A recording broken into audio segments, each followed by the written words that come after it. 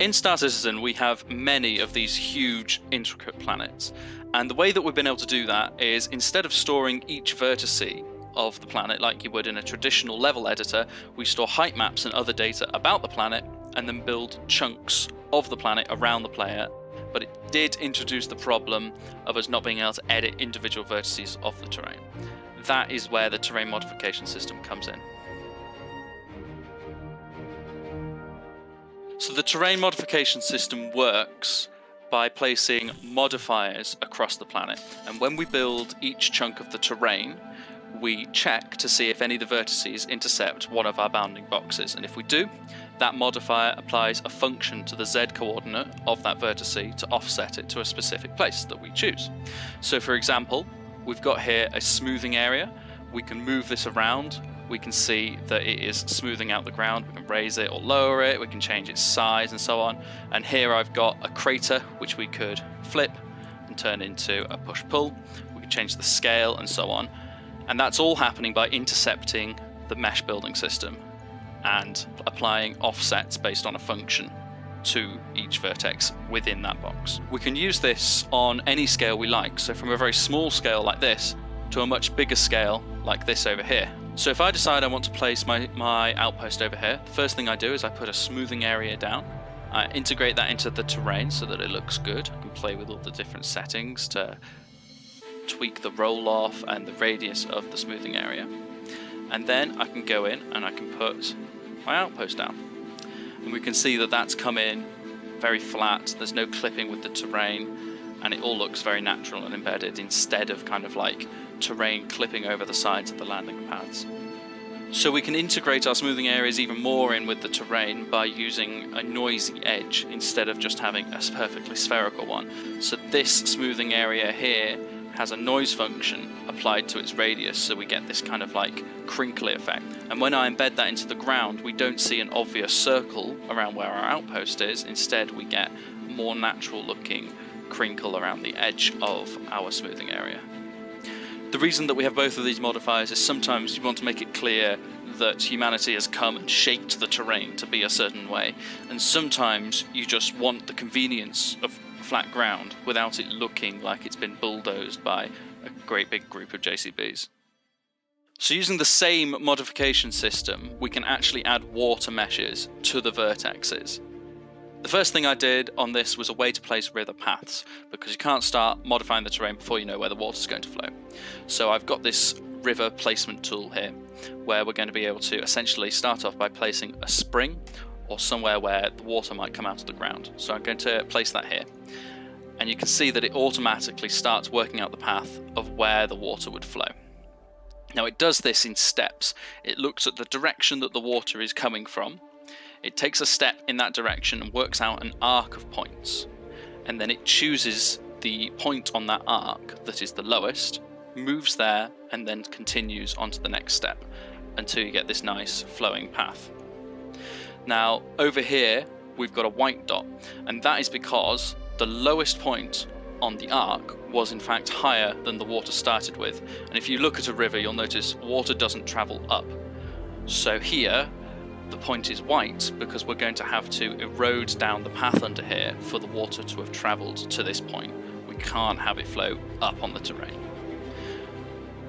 So once we're happy with our river path, we can look at adding any contributing springs. So for example, we might have a bit more water flow coming from there, or I might choose to have a bit more water flow coming from there.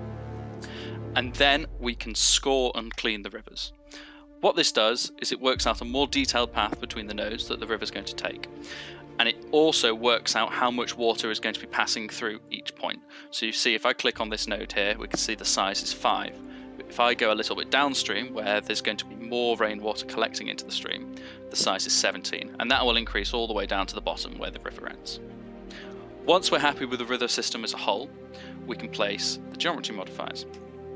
Now the first thing this is going to do is we've placed some brown decals down to show that the terrain has changed, and we've actually modified the terrain to show the path of the river.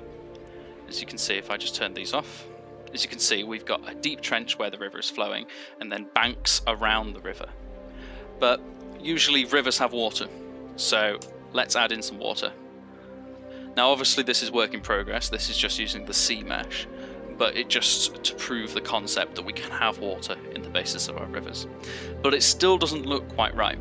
If you look at a river in the wild going through any ecosystem, whether it be a forest or some fields or a desert, you'll notice that the terrain around it is different, and that's because the water influences the ecosystem. We get more vegetation and growth around places where there are water.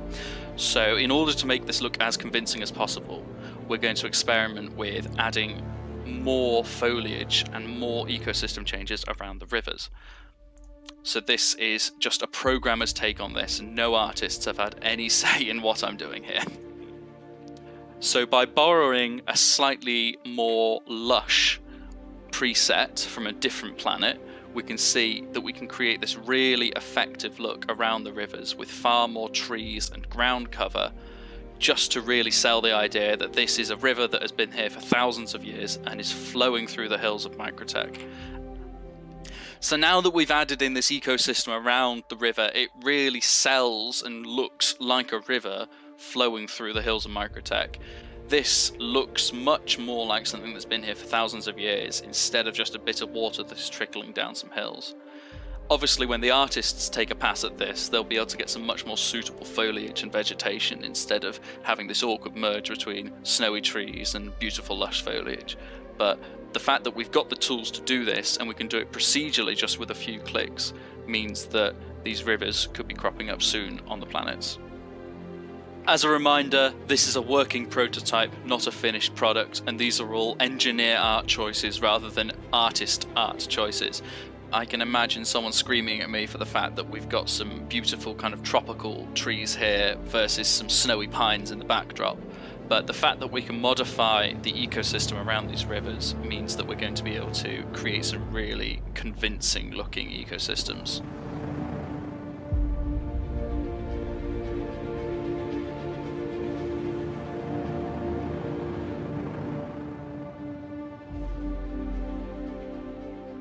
The terrain modification tool is just one more way the Planet Tech team continues to create new technologies that help our artists and designers create assets for the Star Citizen universe better and more quickly than ever before.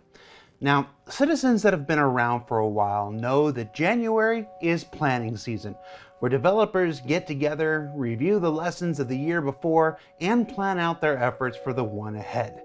Now, by the time that this airs, that process is still in full swing for many teams, but we took the opportunity to chat with some of the folks that participated in this year's Combat Summit to get a sense of where their conversations went and check in before they go heads down and the process of prototyping begins. So the theme of this year's Combat Summit was really how we give the player control over all the systemic features we have in the game. What we want is an environment where things make sense. That choice allows players to approach different missions and different scenarios in different ways, and even the same scenario in different ways, which really expands the feel and the options players have. The main reason why we created a Combat Summit was to include more people from multiple departments of the company that have a stake or an interest in space combat. It helps gather outside data into one kind of focus point. We can kind of figure out the core problems that we have, and also, to kind of come up with solutions for those problems. It's very important to go away and come up with different solutions, test them out, see which ones are fun, see which ones play well with other features. Since last year's summit was so successful, we're in a good position to go forward into this year's summit. Building upon the work we did in the last one. In this year's Combat Summit, we talked a lot about combat geometry, which is how ships fly around each other during combat, how they're going to fight each other. One of the ways we wanted to improve the current flight model was with the addition of capacitors, which will make the actions players take during a dogfight more meaningful and have more of an impact on what they see and what they do. And capacitors really do that by sort of capping some of the behaviors as well as giving you an instant visual result and instant flight result. We went into weapons and the different behaviors of weapons and how they interact with shields and ballistic armor. We're not aiming for like a meta build gameplay, right? We want each weapon to feel different and to have a different role in space combat. And then to add to this, we're discussing how we kind of move the roles forward on the ships and make the most of the features that we have to, you know, kind of realize the roles on ships and for those to mean more in the PU, you know, as far as what choices you make of what ship you want. I'm very excited to get some of those sort of ironed out and to get those feelings of those ships so that you know without looking at the label of the ship that you're definitely in something like a light fighter. We're just focusing on how to make those roles mean more to the player so they can make more meaningful, informed decisions. So it was a really important discussion on those things, and they all kind of relate to one another, and we have to move them together forward in one kind of, you know, line really, because that gives us the best kind of maneuverability moving forward to understand really the impact of these changes as well. So now we have a big bunch of work in front of us, right? We have action points, what we want to do. So the next step for us is prototyping. A big risk when you're prototyping several solutions is the fact that one might not fit with another solution.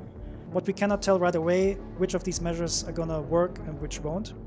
So when we're testing, it's very important that we're testing all these features together to make sure that we're picking the right solution and that fits together as a package for us. Now we'll learn more about the resulting new features that arise from the Combat Summit throughout the remainder of this year as they're being developed. So Jack, can I show you one more thing that I've been messing around with? Sure, Will. Just don't get me in trouble. So here I've put together our grenade launcher with a crater modifier just to see what we could do with this. And now when I fire a grenade launcher, we get a nice little dent in the terrain where I fired it. We can essentially go and create some craters. Obviously this is me messing around. This isn't something that's in-game, but just something that I've been having a little bit of fun with. Hopefully we'll be able to use something like this in the future, but no promises. This is just a bit of fun. So what did we learn about this week? Well, we learned the plateaus can be a good thing when they allow designers to place outposts anywhere they want. That a river may run through it, but the next step is to always, always, always replace that programmer art. That each summit builds upon the successes of the last, and that the work of honing Star Citizen's combat experience continues. For Inside Star Citizen, I'm Jared Huckabee. We'll see you all next week.